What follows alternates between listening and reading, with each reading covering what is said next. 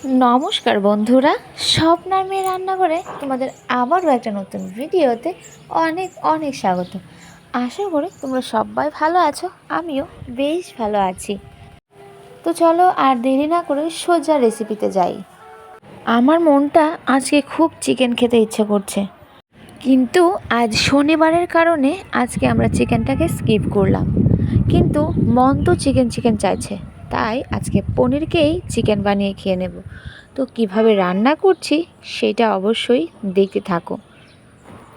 আজকে পনিরটাকে রান্না করার জন্য আমি সবগুলো মশলা একসাথে করে নিয়েছি।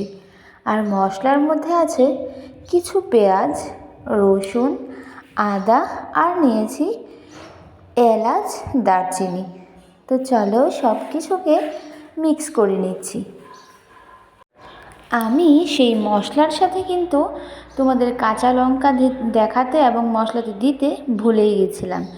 তাই আমি হঠাৎ করে মনে পড়লো আমি তো কাঁচা লঙ্কাই দিইনি, তো দিয়ে দিলাম কয়েকটা কাঁচা লঙ্কা আর অল্প একটু জল দিয়ে মিক্সার করে নিলাম।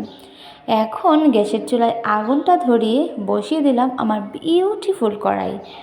কড়াইটা যখন গরম হয়ে গেল তখন আমি দিয়ে দিলাম কড়াইতে বেশ অনেকটা পরিমাণে সর্ষের তেল।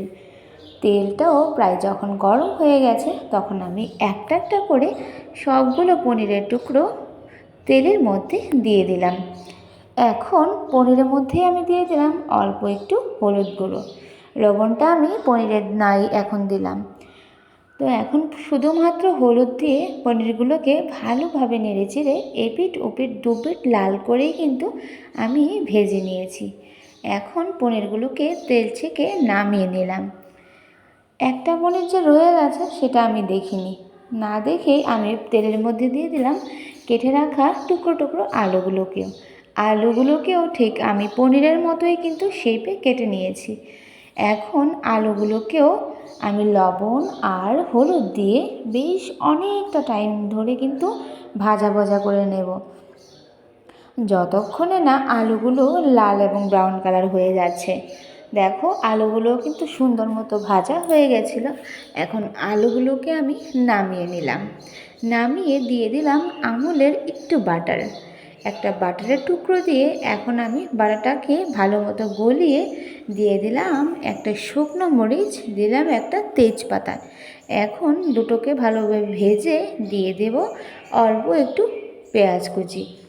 এখন পেঁয়াজটাকেও বেশ অনেকটা টাইম নিয়ে আমি ভাজতে শুরু করলাম, যতক্ষণে না পেঁয়াজটা লাল লাল হয়ে যাচ্ছে। যখন দেখলাম যে পেঁয়াজটা একটু ভাজা ভাজা হয়ে গেছে তখন আমি দিয়ে দিলাম সবটা মশলা যেটা আমি পেস্ট করেছি। মশলা পেস্টটা দিয়ে আমি ওই বাটিটাকে ধুয়ে অল্প একটু জল দিয়ে এখন আমি মশলাটাকে কষাতে শুরু করলাম। প্রায় অনেকটা টাইম নিয়ে কিন্তু আমি মশলাটাকে কষিয়ে দিয়ে দিলাম ভেজে রাখা আলুটাকেও মশলার সাথে ভালোভাবে কষিয়ে নিলাম।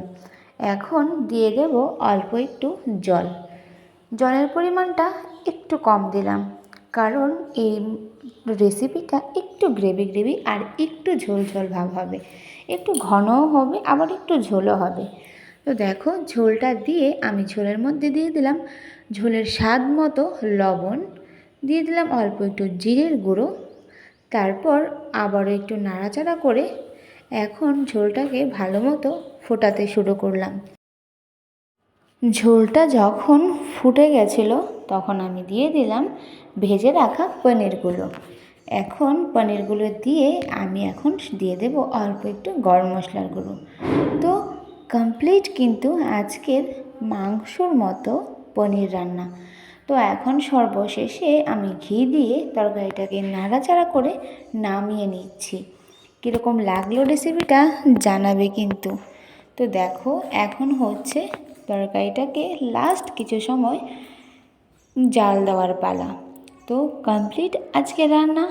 এখন তোমাদের দেখাবো আজকের রান্নাটার পুরো গুছানো সাজানো সব কিছুই।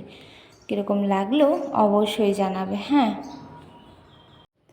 মাংস খেতে পারিনি কিন্তু মাংসের টেস্ট তো পেয়েছি না। তো চলো, এই যে দেখো আজকের রান্না মাংসর মতো পনির, কীরকম হয়েছে জানিও। আজকের জন্য এখানেই বিদায় নিচ্ছি। সবাই ভালো থাকো, সুস্থ থাকো, আর অনেক অনেক হ্যাপি থাকো।